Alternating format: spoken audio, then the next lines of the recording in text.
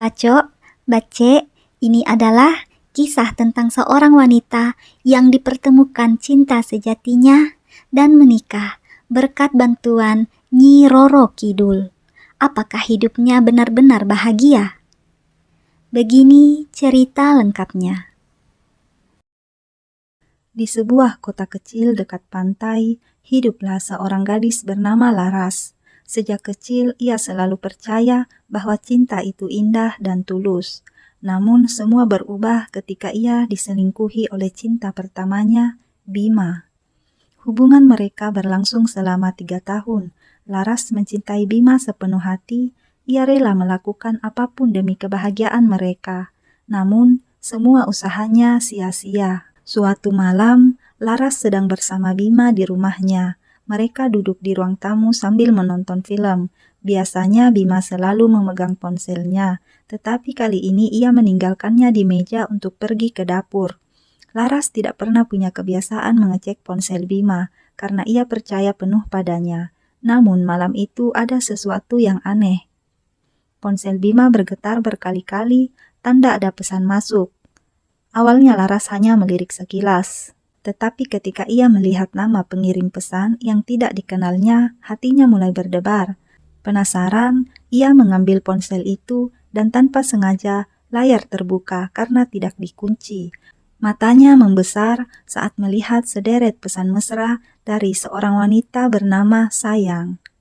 Tangan Laras gemetar ketika ia membaca isi pesan itu. Aku rindu kamu. Kapan kita bisa ketemu lagi? Semalam itu indah sekali. Aku ingin mengulangnya lagi. Dada Laras terasa sesak. Ia mencoba menggulir percakapan mereka dan semakin banyak kata-kata yang menghancurkan hatinya. Bima tidak hanya membalas pesan-pesan itu, tetapi juga mengirimkan foto mereka berdua saat makan malam di sebuah restoran yang Laras tidak pernah tahu. Saat itu juga, Laras merasa dunianya runtuh. Cinta yang selama ini ia jaga dengan sepenuh hati, ternyata dikhianati begitu saja. Laras menutup ponsel Bima dengan tangan gemetar, dadanya sesak, tetapi ia berusaha menenangkan dirinya. Ia tidak ingin langsung marah atau menangis. Ia ingin mendengar penjelasan Bima dengan kepalanya tetap dingin, meskipun hatinya sudah hancur berantakan. Ketika Bima kembali dari dapur dengan segelas air di tangannya, Laras menatapnya lekat-lekat. Bima, suaranya bergetar, tapi ia berusaha terdengar setenang mungkin. Siapa sayang ini? Bima yang awalnya santai tiba-tiba terdiam. Matanya melirik ke ponselnya yang kini ada di tangan Laras. Wajahnya berubah pucat, seperti seseorang yang baru saja tertangkap basah melakukan sesuatu yang salah. Ia berusaha tersenyum, tetapi senyumnya terlihat kaku. Laras, kamu lihat ponselku? Tanyanya, suaranya sedikit panik. Laras mengangguk pelan. Aku tidak bermaksud menggeledah ponselmu, tapi pesannya masuk terus. Aku melihat semuanya. Bima mengusap tengkuknya, lalu menghela napas berat. Ia tahu tidak ada gunanya berbohong. Laras, dengar. Dengar apa, Bima? Potong Laras, suaranya mulai bergetar. Kau sudah selingkuh dariku. Sejak kapan? Bima menunduk. Ia tidak langsung menjawab seolah sedang mencari cara agar kata-katanya tidak terlalu menyakitkan. Tapi Laras tahu tidak ada cara halus untuk sebuah pengkhianatan. Aku tidak ingin berbohong lagi. Akhirnya Bima berkata, aku memang sudah menjalin hubungan dengan dia sejak beberapa bulan lalu. Jantung Laras serasa berhenti berdetak. Beberapa bulan. Jadi selama ini ia hidup dalam kebohongan. Laras menggigit bibirnya mencoba menahan air mata. Kalau begitu, hentikan. Aku tidak peduli apa yang sudah terjadi, Bima. Aku mencintaimu. Aku ingin kita tetap bersama. Tolong hentikan hubungan itu. Bima menatap Laras, dan di saat itulah Laras melihat sesuatu yang lebih menyakitkan dari sekedar pengkhianatan. Kebimbangan yang tidak seharusnya ada. Bima menggeleng pelan. Laras, aku tidak bisa. Laras mencengkeram tangannya erat. Kenapa? Aku sudah bersamamu selama 3 tahun. Aku selalu ada untukmu. Aku mencintaimu, Bima. Bima menunduk, menghindari tatapan Laras. Aku mencintai dia lebih dari aku mencintaimu. Kalimat itu jatuh begitu saja seperti pedang yang menusuk langsung ke jantung Laras. Napasnya tercekat, matanya memanas. Jadi aku tidak cukup untukmu. Suaranya nyaris tak terdengar. Bima tetap diam, dan diamnya adalah jawaban. Saat itu juga Laras tahu segalanya telah berakhir. Tidak ada lagi yang bisa diperjuangkan. Cinta yang selama ini ia genggam erat ternyata bukan miliknya seorang. Dan yang lebih menyakitkan, orang yang paling ia percayai memilih untuk pergi tanpa sedikit pun mencoba bertahan. Air mata Laras jatuh tanpa bisa terbendung. Ia tidak pernah menyangka akan dikhianati oleh orang yang paling ia percayai. Sejak saat itu, hatinya tertutup untuk cinta. Waktu berlalu, tetapi luka di hati Laras tetap menganga. Ia merasa semua lelaki sama saja, tidak ada yang benar-benar setia. Suatu hari, ia memutuskan untuk pergi ke pantai. Ia selalu merasa lebih tenang saat mendengar suara ombak. Pantai adalah tempat favoritnya sejak kecil. Sore itu Laras duduk di tepi pantai sambil memandangi laut yang luas. Ia berbicara kepada dirinya sendiri. Apa benar tidak ada cinta yang setia? Tiba-tiba angin berhembus lebih kencang. Langit yang tadinya cerah berubah sedikit mendung. Laras merasakan sesuatu yang aneh. Dari kejauhan ia melihat seorang perempuan bergaun hijau berdiri di atas air. Laras terkejut, ia menggosok matanya, memastikan bahwa ia tidak sedang berhalusinasi. Perempuan itu semakin mendekat, wajahnya cantik dan anggun, tetapi ada aura misterius yang menyelimutinya. "Jangan takut, Laras," katanya dengan suara lembut. Laras merasa tubuhnya kaku. Ia ingin berlari, tapi kakinya tidak bisa digerakkan. "Siapa kau?" tanyanya dengan suara gemetar. "Aku Nyi Roro Kidul, penguasa Laut Selatan," jawab perempuan itu dengan senyum tenang. Laras terbelalak. Ia sering mendengar legenda tentang Nyi Roro Kidul, tetapi tidak pernah menyangka bisa bertemu dengannya. "Aku tahu hatimu terluka. Aku tahu kau tidak lagi percaya pada cinta," lanjut Nyi Roro Kidul. Laras menunduk. "Cinta itu hanya membawa luka. Aku tidak ingin jatuh cinta lagi," katanya lirih. Nyi Roro Kidul tersenyum. "Tidak semua cinta itu menyakitkan, Laras. Kau hanya belum menemukan yang tepat." Laras menghela napas panjang. "Lalu bagaimana aku bisa tahu siapa yang tepat?" "Aku akan membantumu menemukan jodohmu," kata Nyi Roro Kidul. Laras terkejut. "Bagaimana bisa?" "Besok datanglah ke pantai ini saat matahari terbenam. Kau akan bertemu dengan seseorang yang dipilih oleh takdir." Laras masih ragu, tetapi entah kenapa hatinya merasa ingin percaya. "Baiklah," katanya pelan. Keesokan harinya Laras kembali ke pantai seperti yang diperintahkan Nyi Roro Kidul. Ia duduk di tempat yang sama, menunggu dengan hati yang penuh tanda tanya. Beberapa saat kemudian, seseorang pemuda berjalan mendekatinya. Ia tampak kebingungan, seolah sedang mencari sesuatu. Laras memperhatikannya. Pemuda itu tinggi, berkulit sawo matang dan memiliki senyum ramah. "Maaf, apakah kau melihat seorang wanita berpakaian hijau di sekitar sini?" tanyanya. Laras terkejut. "Nyi Roro Kidul?" tanyanya tanpa sadar. Pemuda itu terbelalak. "Kau juga melihatnya?" Laras mengangguk. "Siapa namamu?" "Aku Rangga," jawab pemuda itu sambil tersenyum. Mereka mulai berbicara. Laras merasa nyaman berbincang dengan Rangga. Ia adalah seseorang yang baik dan penuh perhatian. Hari-hari berlalu, dan Laras semakin sering bertemu dengan Rangga. Setiap kali bersamanya, ia merasa hatinya yang dulu hancur mulai pulih. Rangga tidak seperti Bima. Ia tidak pernah berbohong atau menyembunyikan sesuatu dari Laras. Suatu hari mereka duduk di tepi pantai, menikmati matahari terbenam. Rangga menatap Laras dengan serius. "Aku tahu kau pernah terluka. katanya pelan.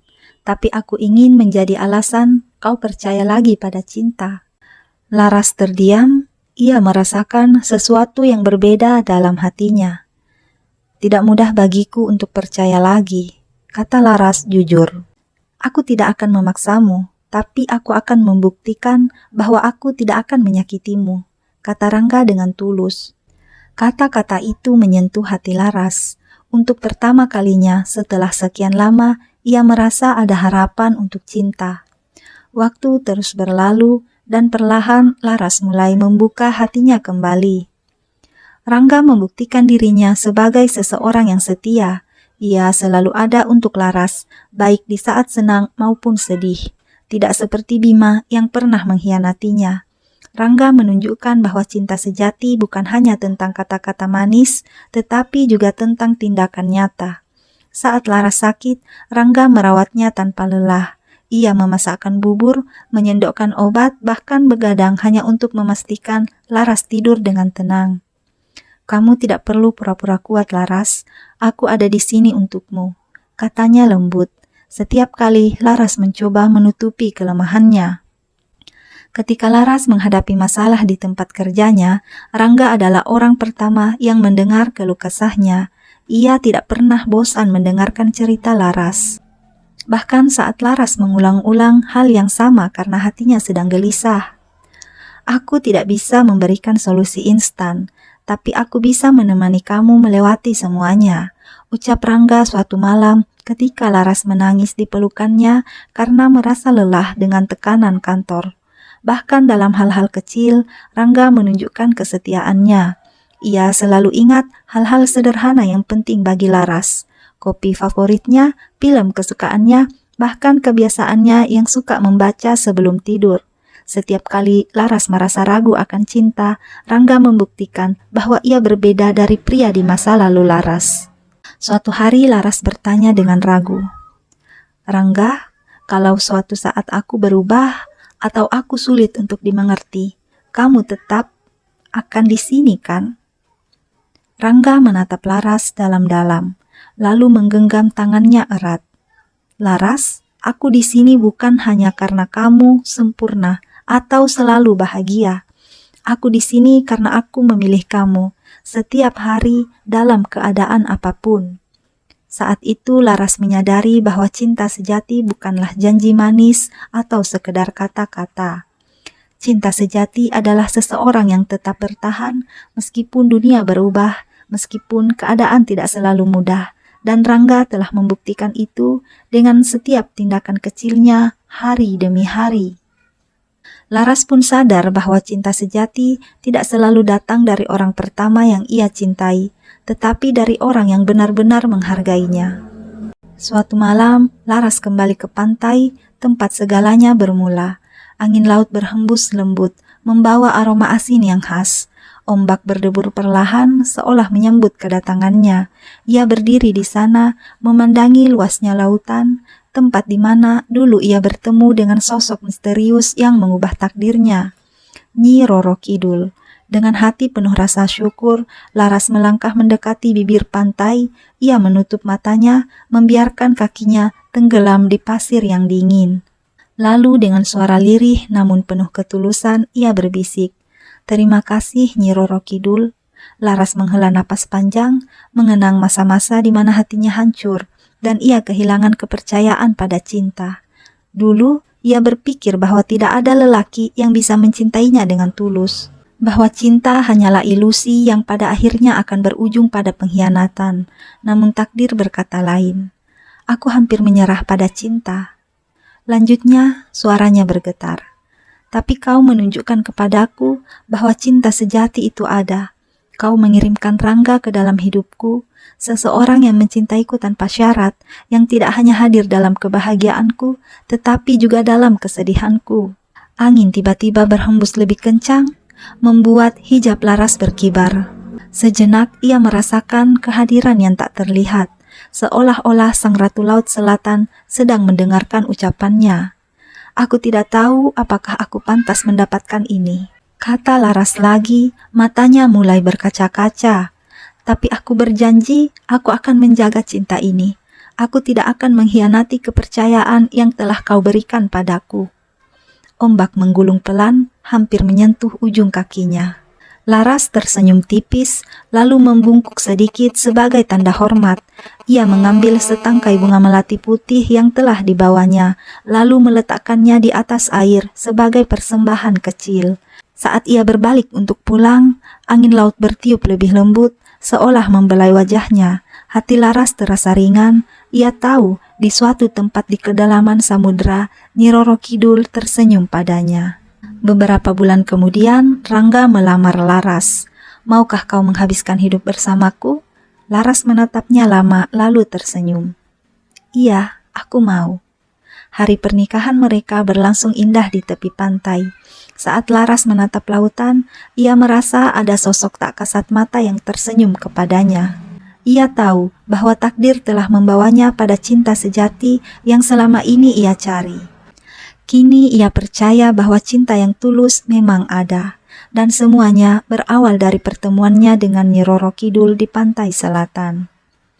Malam itu angin pantai berhembus lembut melalui jendela kamar Laras dan Rangga. Cahaya bulan mengintip dari balik tirai, memberikan nuansa romantis yang sempurna untuk malam pertama mereka sebagai suami istri.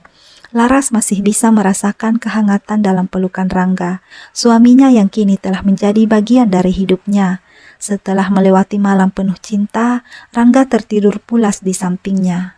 Nafasnya teratur, dadanya naik turun dengan tenang.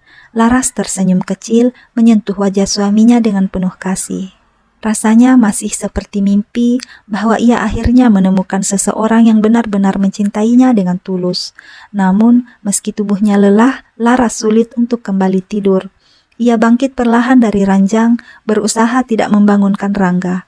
Ketika ia hendak merapikan pakaian yang berserakan di lantai, sesuatu jatuh dari saku celana Rangga. Benda kecil itu berkilauan di bawah cahaya bulan. Laras mengambilnya dan mendapati sebuah kartu berwarna biru dengan lambang resmi di bagian atasnya. Alisnya berkerut ketika membaca tulisan di kartu itu. Kartu tanda anggota Kepolisian Republik Indonesia. Jantung Laras berdetak lebih cepat. Ia membaca lebih teliti dan melihat nama suaminya tercetak jelas di sana. Rangga Wijaya, Inspektur Polisi. Laras menutup mulutnya, hampir tidak percaya dengan apa yang baru saja ia temukan. Selama ini Rangga tidak pernah memberitahunya bahwa ia adalah seorang polisi. Tidak pernah sekalipun ia melihat Rangga mengenakan seragam atau berbicara tentang pekerjaannya secara langsung. Kenapa dia tidak pernah bilang? Bisik Laras pada dirinya sendiri. Ia menatap suaminya yang masih tertidur lelap. Banyak pertanyaan berkecamuk di kepalanya. Apakah Rangga sengaja merahasiakannya? Atau ia hanya menunggu waktu yang tepat untuk memberitahu? Laras menghela napas, mencoba menenangkan pikirannya. Ia tahu satu hal, pernikahan mereka baru saja dimulai, dan ternyata masih ada banyak hal yang belum ia ketahui tentang suaminya.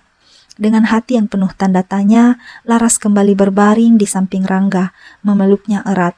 Besok ia harus mendapatkan jawaban.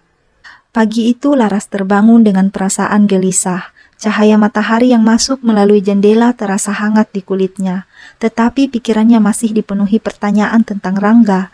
Ia menoleh ke samping dan melihat suaminya masih tertidur dengan tenang. Laras menatap kartu tanda anggota yang ia temukan tadi malam. Ia masih sulit percaya bahwa selama ini Rangga adalah seorang polisi. Mengapa ia tidak pernah mengatakan apapun? Apa alasannya merahasiakan ini darinya? Laras menggenggam kartu itu erat, lalu menghela napas panjang. Ia tahu ia harus bertanya langsung kepada suaminya. Pelan-pelan Laras menyentuh bahu Rangga dan mengguncangnya lembut. "Rangga, bangun," bisiknya. Rangga mengerjap perlahan, lalu tersenyum saat melihat wajah istrinya. "Pagi sayang," ucapnya sambil meraih tangan Laras, namun Laras tidak membalas senyum itu. "Aku menemukan ini tadi malam," kata Laras sambil menunjukkan kartu itu. Wajah Rangga yang tadinya tenang langsung berubah tegang. Ia duduk perlahan menatap kartu itu di tangan Laras. Laras menatapnya dengan penuh harap. "Kenapa kamu tidak pernah bilang, Rangga? Kenapa kamu menyembunyikan ini dariku?" Rangga terdiam sesaat lalu menghela napas panjang. Aku memang ingin memberitahumu, Laras, tapi aku menunggu waktu yang tepat. Waktu yang tepat? Laras mengulang kata-kata itu dengan nada kecewa. Kita sudah menikah, Rangga. Bagaimana kalau aku tidak sengaja tahu? Apakah kamu akan tetap diam? Rangga menatap mata istrinya dengan penuh kesungguhan. Bukan itu maksudku, Laras. Aku merahasiakannya bukan karena aku tidak percaya padamu, tapi karena aku ingin melindungimu. Laras mengernyit. Melindungi? Dari apa? Rangga mengusap wajahnya seolah mencari kata-kata yang tepat. Pekerjaanku sebagai polisi bukan pekerjaan yang mudah, Laras. Aku sering berurusan dengan orang-orang berbahaya, penjahat, bandar narkoba, pelaku kriminal. Aku tidak ingin kamu terlibat dalam semua itu. Semakin sedikit orang yang tahu tentang pekerjaanku, semakin aman kamu. Laras terdiam, ia tidak pernah membayangkan bahwa suaminya hidup dalam bahaya setiap hari. Tapi aku istrimu, Rangga. Aku berhak tahu. Rangga menggenggam tangan Laras erat. Dan aku juga berhak menjaga keselamatanmu. Aku tidak ingin kamu merasa takut setiap kali aku pergi bekerja. Aku tidak ingin kamu cemas setiap kali aku tidak bisa pulang tepat waktu. Laras menatap mata suaminya. Ia bisa melihat ketulusan di sana. Tetapi juga ada sesuatu yang lain. Ketakutan. Bukan ketakutan untuk dirinya sendiri, tetapi untuknya. Aku tidak ingin kehilangan kamu, Laras. Lanjut Rangga dengan suara lebih pelan. Aku sudah kehilangan banyak rekan di lapangan. Aku tahu bagaimana rasanya melihat keluarga mereka menangis.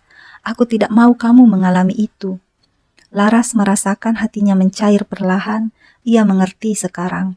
Rangga tidak merahasiakan ini karena tidak percaya padanya, tetapi karena ia terlalu mencintainya. Laras menghela napas, lalu meremas tangan suaminya. Aku tidak peduli seberapa bahaya pekerjaanmu, Rangga.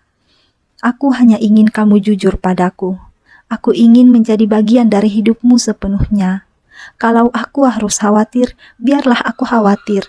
Itu bagian dari menjadi istrimu. Mata Rangga melembut, ia menarik Laras ke dalam pelukannya, mencium puncak kepalanya dengan penuh kasih. Maaf Laras, aku berjanji, mulai sekarang aku tidak akan menyembunyikan apapun lagi darimu. Laras mengangguk dalam pelukan suaminya. Ia tahu jalan hidup mereka tidak akan selalu mudah, tapi satu hal yang pasti, tidak ada lagi rahasia di antara mereka. Rangga telah berjanji dan Laras percaya bahwa cinta mereka cukup kuat untuk menghadapi apapun yang akan datang. Di kedalaman samudera, di istana megah berhiaskan batu zamrud dan mutiara, Nyi Roro Kidul duduk di singgasananya, matanya yang tajam menatap permukaan laut, melihat bayangan Laras dan Rangga yang kini telah bersatu dalam ikatan suci. Senyum tipis terukir di wajahnya. Seorang dayang mendekat dan berbisik, "Ratu, apakah benar engkau yang mempertemukan mereka?" Nyi Roro Kidul mengangguk perlahan. "Ya, takdir mereka sudah tertulis. Tapi aku hanya membantu mempercepat pertemuan itu." Dayang itu menunduk hormat. "Tapi mengapa mereka, Ratu? Mengapa bukan orang lain?" Sang Ratu Laut menghela napas, matanya menerawang jauh. Laras adalah jiwa yang tersesat, hatinya hancur oleh pengkhianatan. Ia hampir kehilangan kepercayaan pada cinta. Dan itu berbahaya, karena ketika seseorang berhenti percaya pada cinta, ia juga berhenti percaya pada dirinya sendiri. Dayang itu mengangguk, menyimak setiap kata yang diucapkan Nyi Roro Kidul. Dan Rangga, lanjut sang ratu, adalah seorang pria dengan hati yang kuat, tetapi ia memikul beban berat di pundaknya. Ia telah melihat terlalu banyak penderitaan, terlalu banyak kehilangan dalam pekerjaannya sebagai penegak keadilan. Ia butuh seseorang yang bisa menjadi rumahnya, seseorang yang bisa mencintainya tanpa takut pada bahaya yang selalu mengintainya. "Jadi mereka saling melengkapi?" tanya sang dayang dengan penuh kekaguman. Nyi Roro Kidul tersenyum lembut. "Lebih dari itu, mereka ditakdirkan untuk menyembuhkan satu sama lain. Laras butuh seseorang yang bisa membuktikan bahwa cinta sejati itu ada. Dan Rangga butuh seseorang yang bisa mencintainya tanpa syarat, tanpa takut pada apapun yang ia hadapi." Sang ratu menoleh ke arah samudera yang luas, suaranya berubah lebih dalam. "Aku memilih Rangga untuk Laras karena aku tahu hanya pria seperti dia yang bisa membuat Laras percaya lagi pada cinta. dan aku memilih Laras untuk Rangga karena aku tahu hanya cinta Laras yang bisa menjadi tempat pulang bagi hati Rangga yang lelah. Dayang itu tersenyum, memahami kebijaksanaan sang ratu. Maka takdir mereka pun berpadu seperti ombak yang bertemu dengan pantai. Nyi Roro Kidul mengangguk pelan. Iya, dan kini tugas mereka adalah menjaga cinta itu, karena cinta yang telah ditakdirkan harus diperjuangkan. Di atas permukaan laut, Laras dan Rangga berjalan beriringan di tepi pantai. Tangan mereka saling menggenggam erat. Mereka tidak tahu bahwa takdir mereka telah dirajut oleh sang ratu laut yang di kejauhan terus mengawasi dengan penuh kasih.